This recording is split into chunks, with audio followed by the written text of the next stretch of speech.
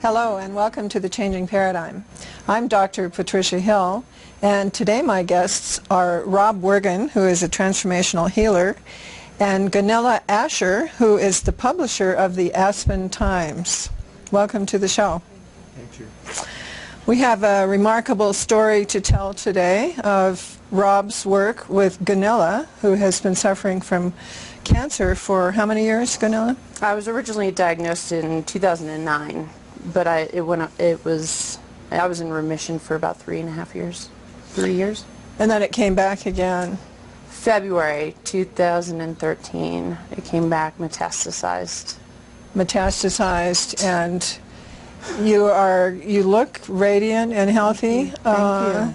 And you have been getting treatments from Rob, which you I have, yes. are in addition to your medical treatment. Correct. In March 2013, on paper, I was re-diagnosed with bone cancer, lung cancer, liver, lymph nodes in my skull, and then it started to fill my fluids. And July wasn't looking so good. I started working with Rob right around then. I work with him about 4 days a week. Mm-hmm. I was on oxygen, and I always thought I'd embrace the Western medicine and then find some other alternative medicines that I could that could complement it. Mm-hmm. And I'm right now, I feel fantastic. I feel better than I have in the last year. You look fantastic. Thank you. Thank you. I've known Gilla since you were just a little girl. Yeah. You're just the same age as my daughter, so we go way back. We do. And I've actually been watching you go through this process, and at one point we were really quite concerned that maybe you weren't going to make it. Yeah. Mm. Yeah. My tumor markers show that the chemotherapy is working, and there's a lot of things that Rob and I work on. You know, I'm having breast cancer treatment, chemotherapy, both daily and intravenously weekly, and I still have my hair. That's surprising. In itself is a miracle. That's surprising that you've kept your hair. I have essentially no bone pain, and I attribute that to the work that Rob and I do. You know, a lot of energy, and not to mention just the moral and mental support that it gives me. But there's definitely a lot of healing that occurs when I'm within his presence. So you feel that the work with Rob has really made a big difference in your health? Absolutely. Well, I'm amazed to see you looking so healthy and radiant, and Thank you. Just, oh, really? I mean, I'm just amazed, because I know back in July you were hanging over the edge. Yeah. Well, I just got done with the chemo treatment 2 hours ago, and went and saw Rob, and so now I'm here. So, Rob, you're a miracle worker of some kind. Yes, I am, and it's not something I set out to be. It's not something that was a desire that I had, you know, all my life. When I turned 65, I was going to be doing this amazing work. I was an entrepreneur, and had my first business when I was 6 years old, selling earthworms, and then I had newspapers, and then I got in the banking business, and I got in the corporate business, and I was a turnaround CEO, and I thought that I was going to retire in Aspen with a lot of money and nice cars and a nice house, and you know, I never in my wildest dreams thought that I'd be sitting here with you two ladies today, you know, talking about healing, because it wasn't my life plan that I knew about. What happened to you? I know you had kind of a crisis in your life that turned you around completely. I had a major crisis, which I won't really go into the details, in 1999 at my 51st birthday. And my game plan was to retire at 52. So I had one more year to go before I was going to retire and move here to Aspen. And everything fell apart. Everything that I had in my life that I thought was important to me disappeared. And so I went from being quite wealthy and quite materialistic to somebody who was clipping coupons and could barely buy food in one day. And, you know, and so being a guy and being really successful and having a pretty big ego about that was crushing to me, and I spent the next 3.5 years spiraling down into the ground, into my own dark side. And, you know, as I look back at my life at 50, at that time in my life, if you looked at my library in my house, I had every spiritual book you could imagine. Even before this? Even before, but I hadn't read any of them. You know, I was drawn to them, I would buy them, I'd put them in my shelf, and I wouldn't read them. Really? I had all these Native American medicine man books, and all these energy healing books, and all these shamanic books, and I never read them. And so do you know why you bought them? You just felt... I was getting ready, you know. You were getting ready. I would buy these amazing crystals, and I had all these things in my house that, if you didn't know me, it would look like I was a really spiritual healing kind of guy, but I wasn't. You were a basic materialistic CEO kind of guy. It was important to kind of watch I wore, the kind of car I drove, and that all my suits were custom made. That was my life. And that's what was important to me. But something else was happening, some unconscious. And you know, it just, you know, and I didn't even notice it at the time. I look back now and kind of giggle because I was like, I'm acquiring these things that were going to be really important to me, but I had no idea why. And then in February of 2003, I had gotten to the point where I didn't want to be on the planet any longer. And you know, my life seemed so awful and so miserable, and I was just in a really bad place. And so I had decided that I was probably going to, you know, do myself in. And that day, I lived in Southern California, and I walked out to the beach, and I sat on the sand, and I found myself looking up, fist up, and screaming at God. You know, why did you do this to me? Because I was raised Lutheran. I was baptized in a Lutheran church. My parents were very religious. You know, and I had this religious upbringing, even though I didn't really practice it later, but I still was mad at God, whoever that was. And I screamed and hollered and said nasty things to whoever that was, and threatened God, you know, you better tell me something now, otherwise or I'm going to kill myself. I'm going to show you, you know, and so at that moment I heard a loud, what I consider a loud booming voice. Now whether I heard it or imagined it or felt it or who knows, I can't say. But I heard this loud booming voice, and I was like, what? And I heard it again, and I kept hearing it, and I thought, you know, I am crazy. I've lost my mind. I don't know what I'm doing anymore. I hear this voice that says it's God, and I think I'm talking to God, so that means that I am crazy. And you thought maybe you had just fallen, I thought I'd really just gone right over the side. Gone over and, you know, that little, the deep I call end. it my evil twin was saying, see, you worthless piece of junk, you need to go do your thing because you think now you're talking to God. So you were in a major crisis of all kinds, spiritual, material, physical. I was at the deepest, darkest hole. And, you know, so I turned around and I was really angry because I was yelling at God, and then I heard this voice and I didn't believe the voice, and my conscience and my ego is yelling at me, and I turned around and started walking home. And it felt like there was somebody following me. You know, and I thought, who's following me? And I turned around really fast. And now you're getting paranoid. Now I'm getting paranoid.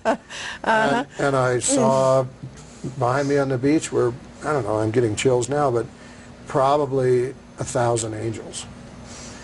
You know, and, you know, that's going to affect somebody.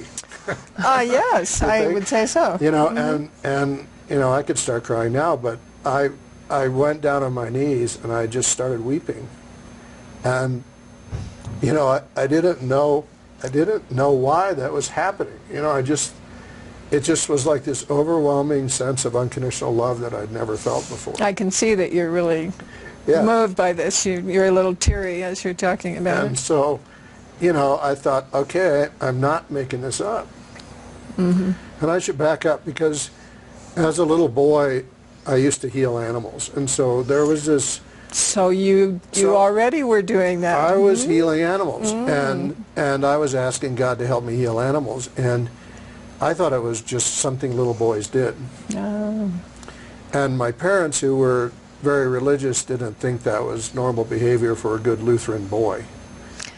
Ironically, even though in the scriptures, of course, Jesus healed people and other you know, and healers existed. There was some criticism about, you know, you're not Jesus and who do you think you are, you know, like that when I was a little boy. So you know, that quickly became something that was put away because it wasn't right, you know. And so here I am, you know, 45 years later on the beach, you know, weeping, and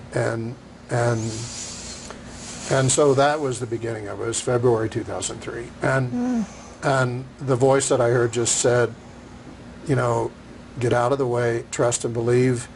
We will work through you. There's nothing you have to know. There's nothing you have to do. There's nothing you have to learn. Just trust and believe. This is what the voice was basically shouting saying. at me. And you know, when you're that desperate, and when you're in that state of mind, you know, that kind of a message was really refreshing, and the feeling that came with it was really powerful, and it was undeniable. I'm sure it gave you some will to. It gave me will to live. It gave me will and curiosity to go find out what they were talking about. Yes. You know, so that was the beginning of it in February 2003, and you know, a lot of things rapidly happened after that that kept proving that this was real. It wasn't my imagination. And you know, I started having, you know, I call them miracles, happen before my very eyes on a daily basis, and they were unexplainable and undeniable. What kind of miracles? People that had chronic fatigue, or fibromyalgia, for example, that were burning up in pain for years, that would literally leap off my table after a half-an-hour session and dance around and say, I have no pain anymore. People that had cancer that went and got tested that had no cancer. People that were in depression and deep anxiety that would no longer have it. And it was like... So these rapid turnarounds. Rapid turnarounds. And, you know, then, of course, there were people that had no experience, you know, which I know was their path, but it also kept me humble. Because every time I thought that I could always pull a rabbit out of the hat, the rabbit wouldn't come out of the hat. And then I would be like, oh, okay. And, you know, so, you know, there's just been, you know, I tried to figure out one day how many healing sessions I've done, and it's in, you know, 20,000 some. And, you know, most people have a pretty amazing experience. And it's because what happens in this session is that for whatever reason, and I don't know why, they being the spiritual beings that are out there for all of us, like to use my body as the vehicle. So you're an instrument. I'm an instrument. You're basically channeling something that's coming through you. It is not me. It's not you. Absolutely not me. You know, if I tried to pretend like it was me, nothing would happen. Well, sometimes people do start to believe that it's them, and that's when it doesn't work. And maybe if you have had some moments when, as you said, you couldn't pull the rabbit out of the hat, maybe your ego was getting a little too much into the Exactly, and I know that's what situation. it is. And it's like a slap on the hand that says, hey, get out of the way. Get out of the way. You know, and you start to fluff up and think, boy, I can do this, right? Wonderful and stuff. powerful, yes. And every time I do that, and I'm human, so I do that, right? And every time I do that, the next person that walks into my space is going to show me that it's not that way. It never fails. And it's really interesting to me. So, you know, what I've learned over the years is that, you know, I call myself a transformational healer, and the real meaning of that is that I, as the vehicle, am the transformer.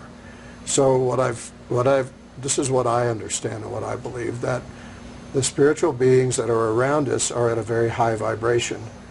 We are at a much lower vibration. And the only way that they can get to you without disrupting your energy body is to come through me. I transform the energy from them into an energy that's the most powerful energy you can accept, and allow the healing to occur that way. So you are a literal transformer. I'm a you sort transformer. of take that energy and That's the only way I can explain it. rework it and Rework it send it into on. a way that's compatible with your energy. And so everybody that comes is different because everybody's energy is different. And so I'm the one that they can use to adjust the energy so I can get where I need to be with somebody. I'd like to ask Gunilla, what have you experienced with Rob? You're seeing him 4 days a week? 4 days a week. What is your I feeling? don't think I can summarize what I've experienced with Rob. The sessions have been unbelievable. You know, I mean, one thing that I can say is that you have to commit to the work. You have to, being me, have to commit to the healing and be open to the healing. And we fought about that. We Yeah. fought about Were you that. a believer in this when you first came? I was always a believer in what Rob has done. I never realized I had access to it so close, and I never would have imagined that I had someone who was going to commit to my healing the way that Rob has. So that in itself is a miracle for me. But there is a process you need to go through that we went through. I mean, there were sessions that were not sessions; they were interventions, kind of like, Really? are we going to do this or not? Because I was trying to still live in the normal reality of life, you know, and save myself from cancer and be a mom and have a job and not really focus on one thing. And so once I really committed to the healing, You had to surrender. In other I words, you had had to to surrender. just give up all your preconceived notions. then I think we saw the healing start to work in leaps and bounds. I think it was always working, but that's when we really saw some aggressive change on paper, I would say. So you had some testing that has shown the results of this healing. Correct. You know, you get your tumor markers pulled every couple weeks. I haven't had a PET scan recently, but I mean, it's really the symptoms that I can tell you that have changed. You know, I was walking with a cane. I was on oxygen. I had gone down to MD Anderson in July, and really, I saw death in Houston. Yes. We did some phone sessions while I was in Houston, and I really saw that the end of my life was in Houston. And I do, and one thing I really appreciate about Rob is he never tells you not to do Western medicine. He works with you. I mean, in my case specifically, he works with you to use all of the things that are available to help All you of heal. those things are valuable in Yeah. their own way, of course. You know, I'm sure chemo, we transitioned to chemo, and it's a little bit harder to work with that. And I'm on a heavy dose of chemo. I mean, my cancer was aggressive, and it's a matter of controlling it. They say it's a matter of controlling it. I like the thought of spontaneous remission myself. Sounds like you're on your way there. So that's what we work on when we're together, is committing to that and staying on the planet. I have to tell you, you know, I've known you for so many years. You look wonderful. Thank you. You look radiant. Thank you. There's just something about you that's so beautiful. Thank you so And, much. I appreciate that. It's the energy around you, I think. Thanks. Yeah. And this energy is brought through by Rob. I have had my own experiences with Rob. In fact, I met you, I think, when you first came to Aspen. You did a seminar down in Carbondale, and I wasn't sure I liked you very much, actually, when I first met you. You seemed like, She's I thought, who does this guy think he is, you know? yeah. You were still the kind of CEO kind of guy. You still Probably. had that sort of vibe That about was you. probably 6 years ago or so. It was a while back. Yeah, I think it was, you were actually living somewhere else at the Yeah. time, but you came to Aspen and did a seminar.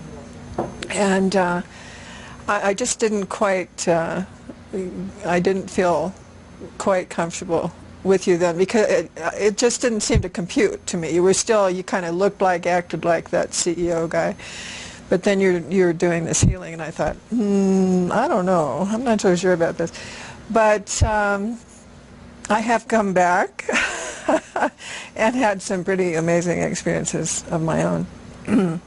In fact, maybe it's time to talk about who you work with or how you work. While I was lying on the table and Rob was working on me, I've been suffering from a severe concussion since last spring, and I could not do anything, couldn't remember anything, couldn't think straight, and I was lying on the table, Rob was working on me, and suddenly, just maybe a foot from my face, very vividly, I saw an Egyptian pharaoh with the headdress and the beard and the eyes, makeup, and the whole, and I said to Rob, "What the hell is that?" It was like, this was just not just some random thought that I was having. This was very real. He said, "Oh, that's just Zoser." Oh, it's just Zoser. Well, who's Zoser? And maybe you can tell us who Zoser is. Well, Master Zoser came to me early on, and you know, and I don't want anybody that's watching this to turn off the TV now, but you know, this is very real. No, we're going to get really strange. Yeah, we're going to get really strange now, so just hang on. Hang on, hang in there. We are surrounded by all these amazing beings that all they want to do is help us. They want to help us heal, they want to help us be happy, they want to help us be wealthy. They just want to help. And you know, and depending on the person that's in the space with me, so your vibration as a spiritual person is very high. So you would have higher vibration people in the room with you because you've done a lot of spiritual work through your lifetime. And so Master Zoser is in my space a lot, but he doesn't show himself a lot. He's known as a lot of things. You know, he was one of the builders of the pyramids. He was the father of medicine. He was a metaphysician to the pharaohs. And, you know, he's an Egyptian master being, master healer. He actually was a pharaoh. He was, yeah. Yes. And he's big. I mean, if he would come up here right now, he's, you know, very tall and huge. Very huge and very just powerful.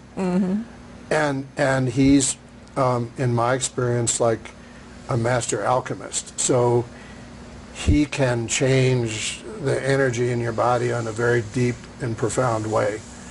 And with you, with the brain stuff and some other things that were going on, he was the perfect one to do that.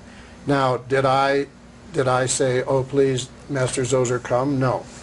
No, he just showed up. He just comes. And again, he can access you by using me as a transformer to come in and not, because he would blow your circuits if he came straight at you. Yes, that's why you're the transformer. That's why I'm a transformer. So, you know, and the beings are always different. You know, it depends on what it is that the person needs at that moment. Now, I have 11, let's call them regulars, who I've nicknamed the Men in Black, you know, because they remind me of, you know, these beings that have dark sunglasses and, you know, short hair. Overcoats. And have no personality. And because their sole purpose is to do what they need to do to help you heal. They're incognito, to tell jokes. basically. They're not here to kid around. They're like laser accurate and fast. You know, and there's one for the heart, one for the kidneys, adrenals, one for the spine, one for the liver. You know, there's one for, so they're very specialized. They can all come at once. They can do one or two at a time, but they're always as a group. So if one was working on your spine, the other 10 would be communicating with the one working on your spine. So they're all there? They're always there. Those always, in every session? In every session. But there's sort of one who steps forward? Or all 11, depends on who it is. Now, with Gilla, depending on how she would present that day, you know, she might, and she tends to have more of them at the same time than other people. Well, you have a lot more issues. Kind of thing is you'll get all 11. Now, then you have Master Zoser, you have, you know, archangels, you have Jesus, you have all these different beings that are accessible. You know, and you know, whether people believe that or not, You know, I never would have believed it 11 years ago. You know, I always used to think that all this stuff was just a little too brain stretching. Well, And, it's a little out there for most people. It's out there, but then you see Gilla. Well, the results You know, are what count. And you see people that have had chronic pain their whole life that don't have it anymore, and there's no explanation for it. Yes. There's people that have been all over the world seeking somewhere to fix themselves, and they come and see me, and somehow their condition disappears, and there's no explanation for it. You know, and so I say, what difference does it make? Because if somebody had horrible pain and now they don't, good for them. It's all in the results. Right. That's Really. what I say. Yes, it is. You know, and so we don't argue about Western medicine versus me. We're working together. Yes. Of You course. know, and you know, I'm helping her through the beings that work with me to look the way she looks instead of looking like most people would look after heavy-duty chemo, radiation, lots of drugs, and all kinds of things. They don't look like she looks. I wish we had a picture of you the way you looked before, because I have some. well, not here, unfortunately, yeah. but really, you just are completely changed. And I had amazing results just after the one session. I wasn't able to do a lot of things all summer, and I went home and started getting all the things done that I hadn't been able to do in months. And I have been back for some more sessions and met even someone else now. And you know, you probably keep doing that. And you know, what's amazing to me is that people who would never believe that a being that would be recognizable to them would actually show up in the room. I mean, I have that happen a lot where people just, you know, unfortunately, a lot of the people that come to see me because they've been to everybody else and they're willing to try something. Well, that's usually when people turn to a healer, when Right. they've kind of exhausted every other And, you know, avenue. so that used to bother me, but now it doesn't. I understand the process. And, you know, it puts them, and the way I look at it is it puts them in the same position I was in on the beach that day. I was at the end of my rope, and I was available to a possibility of something else. When people like Gilla come to see me, or people that have really horrible pain or something going on, which they've tried everything else, they're at the end of their rope. Right. And they're vulnerable. And in a good way. I think vulnerability is a really powerful place to be, and because it allows a shift. And so It's the only way we can change, really. Right. The show is called The Changing Paradigm, and honestly, in order to change your paradigm, you have to get rid of the old one. You have to get to a place that you just say, I don't know. I give up. You surrender. I surrender. And then something changes, and you can go in a new direction. So that's, I mean, that's a lot of people I see are at that place where they're vulnerable. They're surrendering to the past and willing to try something else. And I love that because, you know, I don't care whether they're, you know, religious or non-religious or who they are, what they are, rich or poor. I just want them to be ready to accept what's possible. And all I know is what's possible because I see it every day. You know, I see it every day. And, you know, the day that I wake up and I'm not excited about going to work is going to be the day that I'll stop going to work. But I'm like this little 5-year-old boy that every day is filled with wonder and amazement to me. And I never know what's going to happen. I never know what's going to happen with you, Gilla. I don't know what's going to happen with you. And I don't know who's going to walk in next. And It's pretty exciting, it's exciting. really. It is. And, you know, why me? I don't know. You know, I have some suspicions, but I don't know. How would I ever know? What are your suspicions? Well, I've done past life regression work, and I see that I've been, you know, Native American medicine type people and healers going back. So I know it's in my spiritual bloodline, so to speak.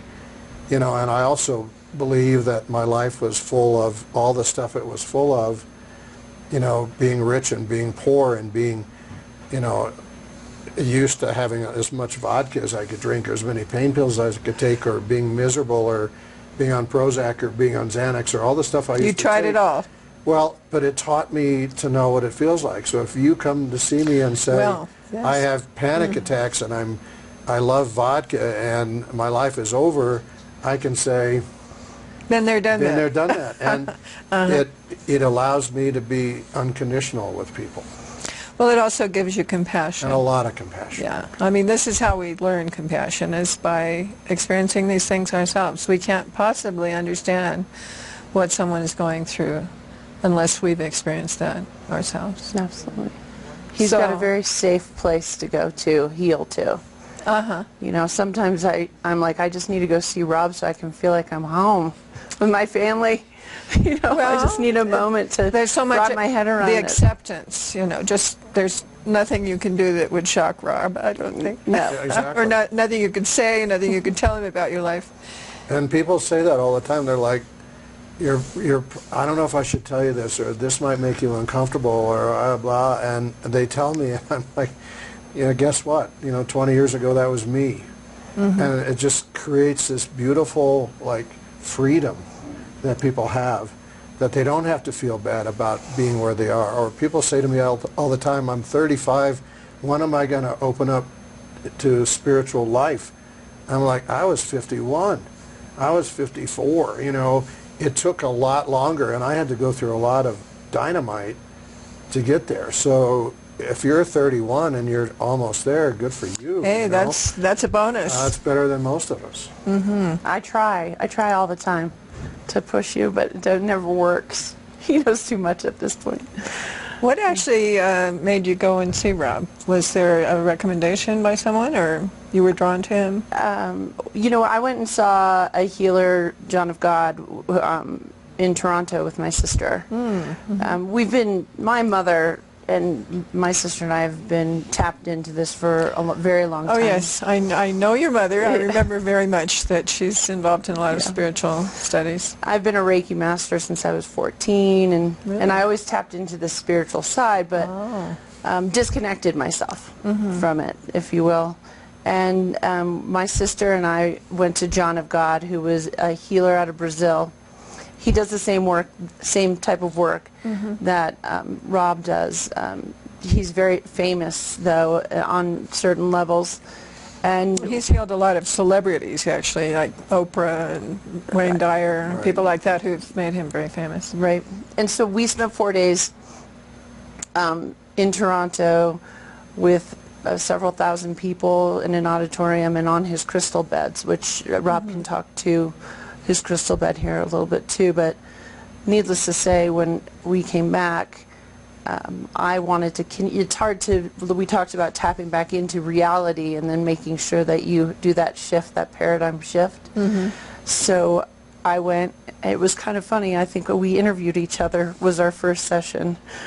And I had talked about John of God and what I wanted to do, and he talked to me about what he was going to do, and I think we sat there and we said, well, so should we do it? It's like, let's start Let's start right now. So that, I had heard of Rob Wergin through a friend, but then when I had come back from actually working with John of God, I had had people refer me to him, both for the healing work he does and the crystal bed that he has. Well, you've done some work with John of God as well, haven't you? I've gone to him for my own healing, you know, because I certainly need it as much as anybody does. And I've been to Brazil 3 times. He's worked on me multiple times when I was down there.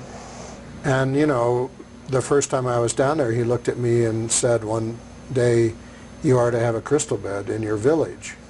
And I thought, you know, I'm still human. Someone in the line goes, how does he know I'm in a village? And not a big city, huh? Not a big city. And then I'm like, oh, come on. So, but this crystal bed is very powerful, and it's the same thing that he uses in Brazil. Well, tell us what that is, a crystal. Well, it's very powerful. I attest to that, yes. And it's not named very well. You know, people always say, oh, I expected to lay on a bed of crystals. I thought so, too. Right? I was going to lie down on some crystals, but that's not what it is. You know, to see it is to see a remarkably Brazilian engineered device. It is 7 crystals that were cut from a single crystal by hand.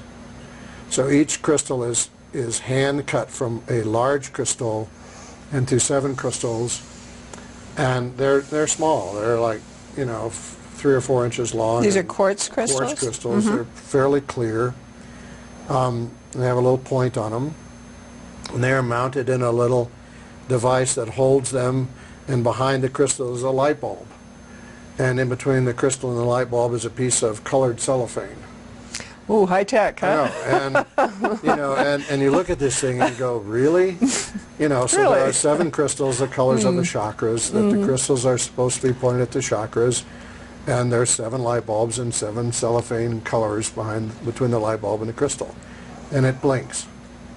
And so you lay, underneath it, and these 7 suspended crystals are blinking color at you, and you go, really? And and it is probably the most powerful healing device I've ever seen as a device, because in my belief it calls forth into the room some of the same entities that work through John of God in Brazil. So it's not about the crystals and the blinking lights, and it's about what happens when you turn it on. Well, again, it's just a conduit. It's a conduit. It's a vehicle for these beings energies to come in and work with you. And people see, like you did, they see beings in there. They think that I've snuck in the room and I'm holding their feet or pushing on their leg. Or I had my eyes closed. I was lying under this thing, and I felt somebody touching the left side of my head, which is where I had this real serious damage from the concussion. And I opened my eyes, and there was nobody there. And I thought, what? What is that? So I closed my eyes. It all started happening again. And finally Rob came in, and I said, again, what was that? And he said, oh, they're just working on you. They're just the beings, whatever you call them, were working on me there in that room after my healing session with And you. it's whatever you needed in that moment.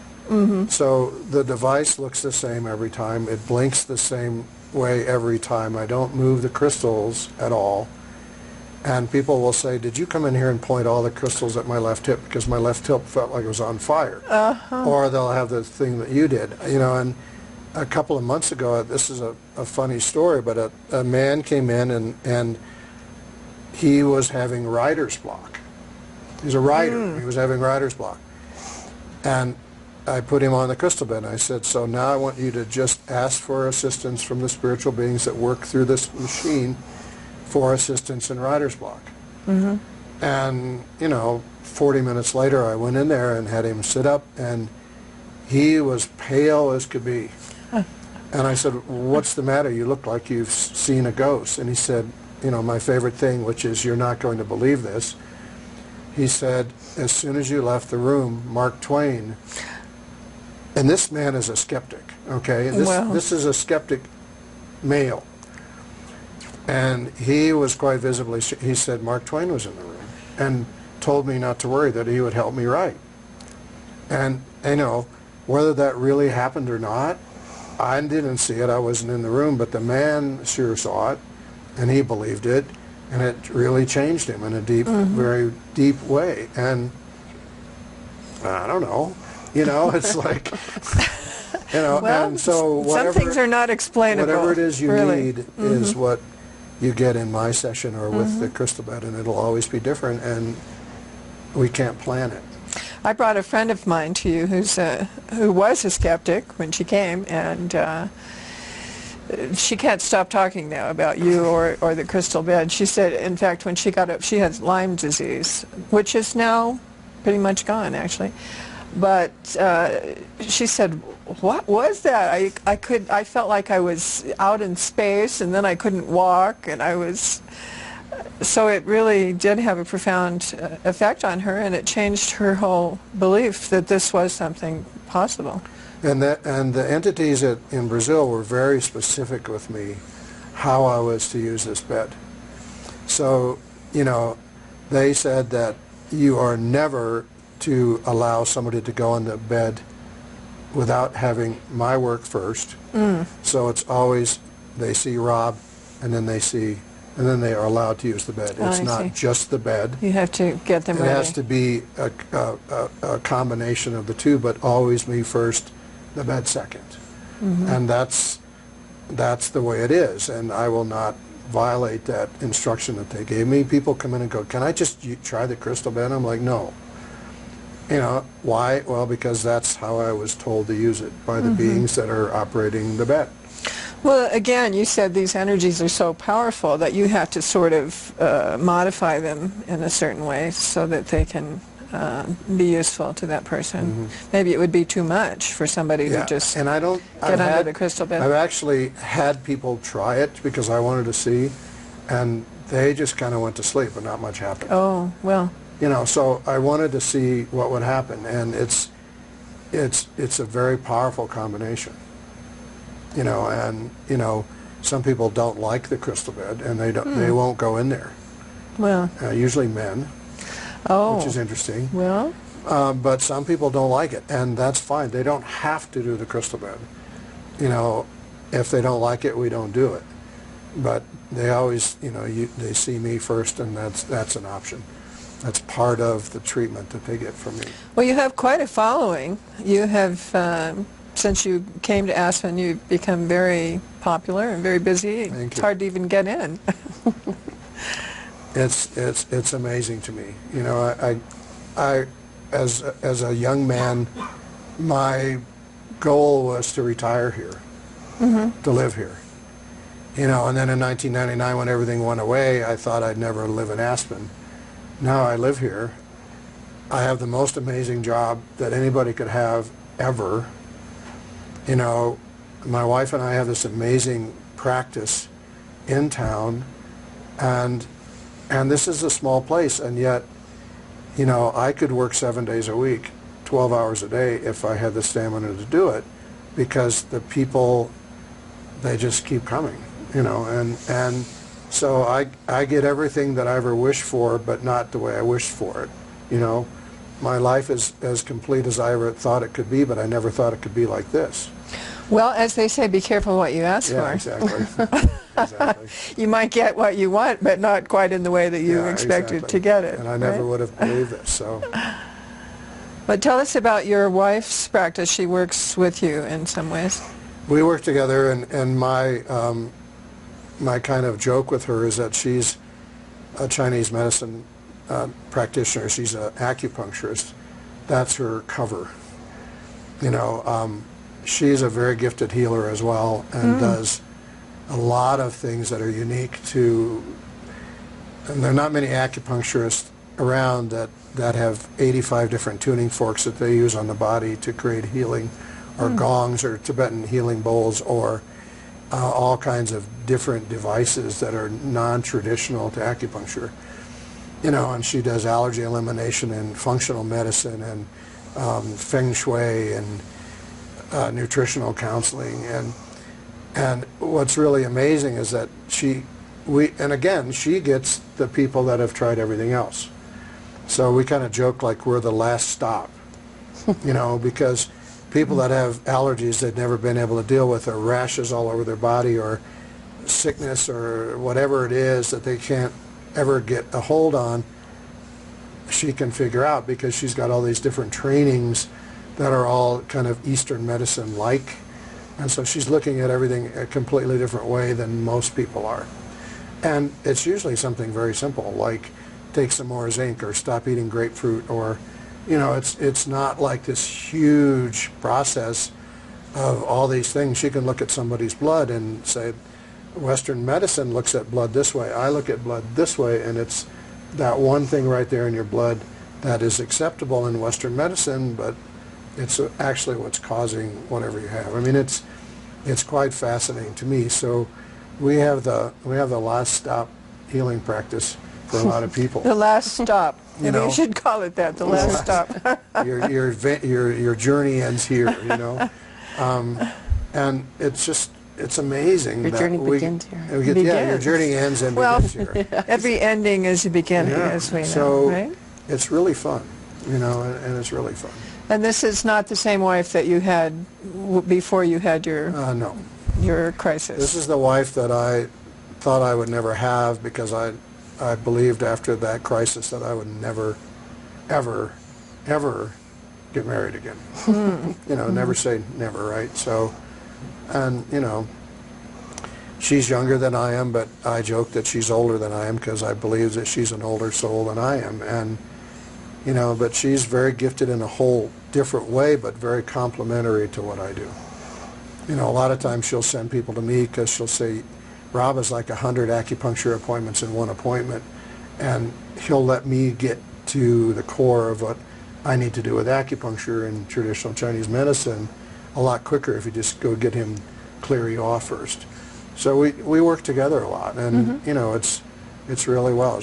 You know, she's worked with Gilla, you know, and you know, we kind of share people if they want to be shared. If some people just want acupuncture, they don't even know I exist in there until one day they walk by and say, what is that blinking thing in there, you know, and then we might introduce them to that. But we don't try to push anything on anybody, and our goal is to get people well as quickly as we can and let them live their life. You know, I tell people, I don't want to see you for the rest of your life and mine. I want to see you, you know, in Ganilla's case, we become pals because I see her all the time, but most people it's 3, 4, 5 times, and they're good for a long time. And it needs to be quick, you know. And your wife is trained as a nurse, I believe? She's also an RN. My wife had cancer when she was young and was, you know, radiated and chemoed and operated on and done all those wonderful things, and decided at that moment that she was going to spend her life trying to find a way to help people that was a little nicer to them than that. I see. So she's actually studied all these modalities, Yes. acupuncture. She became an RN herbs. because she wanted to really understand Western medicine, not because she wanted to practice it. She wanted to understand it. Then she studied with a famous Western herbologist, you know, stomping around in the swamps learning about plant medicine, you know, and then she finally went to acupuncture training after she had a lot of these other things first, and then she found that acupuncture didn't help everything, so she kept looking for that next thing that would help the person that walked in with something that acupuncture wasn't quick enough. She likes quick healing, you know, so she's devoted her life to studying the next thing that can help all these things work together to bring about quick healing. So we don't have like long-term patients in our office because we like to get them better and turn them loose. But they come back again. They do come back, and they come when back they have for the next tune-ups issue, yeah, the next or they need layer a or tune-up. whatever, yeah. Yes. Well, it's wonderful to have the resource here of you and your wife with this, all of these healing modalities, and I can personally attest to how well they work. I'm feeling tremendously much better since I came to see I you. get to see you again tomorrow. Yes, and I get to see you again tomorrow. I'm going to become a regular now. Well, I kind of enjoy meeting all those interesting characters. Yeah, you bring them in, and you know, everybody has them. They just, you know, that belief, that trust and openness that they believe they have them, you know, sometimes can override. The person could be standing there looking at you and you don't see them because you don't believe that a being is going to appear in your space. Well, I didn't even know any being was going to appear in my space. And there they were.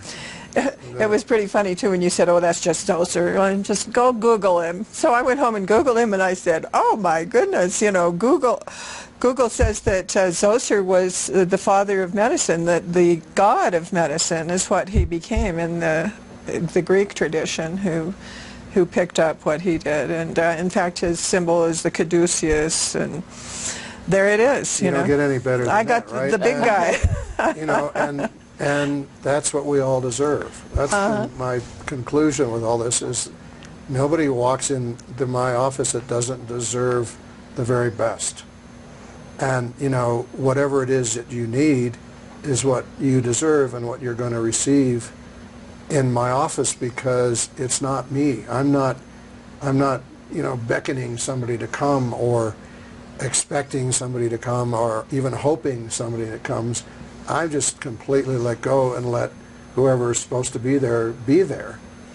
And, you know, if you're open to it, you're going to see it and experience it. If you're not open to it, I'm not going to make you feel bad by telling you something that's going to be hard for you to comprehend, I'm just going to let it be.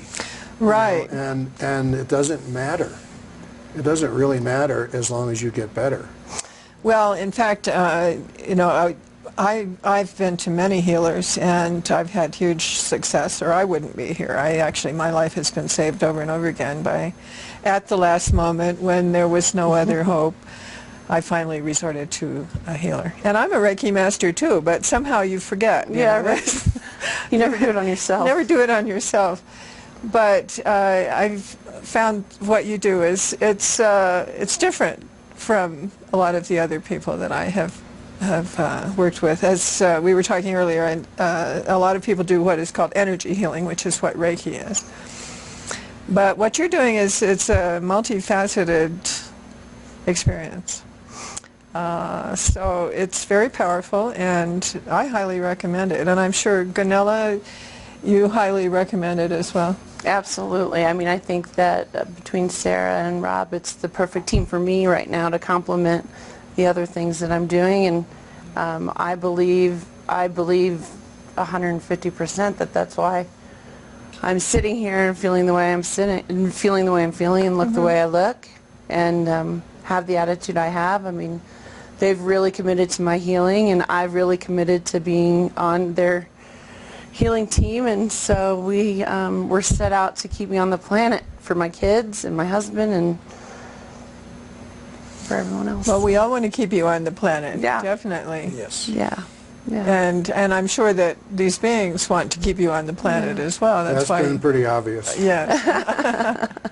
Yeah. Well, obviously you have something important to do. You have to be here for your young children, Yes. for all of us. She's going to write that book that's going to help other people. Writing the book. Yeah. You have become recently the editor of the Aspen Times. Publisher, yeah. Oh, the publisher. I'm yeah. sorry, the publisher of the Aspen Times. Yes. Well, that's a very... I dabble in writing from time to time. That's a very interesting and powerful position in this community. So I'm sure you can tell a lot of people your story. Yeah. And change the paradigm. Yes, that's what we're trying to do. Yeah. I love the Aspen Times. My personal plug right there. Well, we all love the Aspen We Times. all love the Aspen Times. When I didn't live here, I had one of those mailing subscriptions where they mailed it to me. Oh, it's all over the world. Yeah, Everybody's reading the Aspen When Times. I was in Brazil, we did that thing where we held up. Oh, yeah, I've done that Where have you been with it? Where have you been? Castles in Germany. Yeah. So that was a good. And in the picture in Brazil, there were orbs. Oh, yeah. There were actually Love orbs in the picture that appeared in the Aspen Times. Oh, fun. Yeah. Fun, but most people don't know what They orbs didn't are. even know. That's another show. But yeah, they're there. You can see it. Yeah. We are at the end of our time, surprisingly. We could keep talking for quite some time, I'm sure, but I would love to have you come back. Love to hear more progress on your Absolutely. journey, Gunilla. Yeah, I have a Caring Bridge site and Facebook, and I'm very open about it. So I I'm keep up with accessible. you on both of those, Facebook Right. and Caring Bridge. Thank you. I appreciate the support. It's Yes. good to be part of a community that's really helping. It does help to have a supportive community around you. And we're so happy to have you here today. Thank you so much. Thank you for being here, Rob. You're just a treasure, thank and you. I look forward to more Fun. More fun. More fun even tomorrow. We'll see who shows up tomorrow. Okay, good. You'll have to stay tuned to the next show to Stay see. tuned. You have been watching The Changing Paradigm. My guests have been Rob Wergin, who's a transformational healer, and Gunilla Asher, who is a local and the editor of publisher of the Aspen Times. Thank you for being with us today. I'm Dr. Patricia Hill.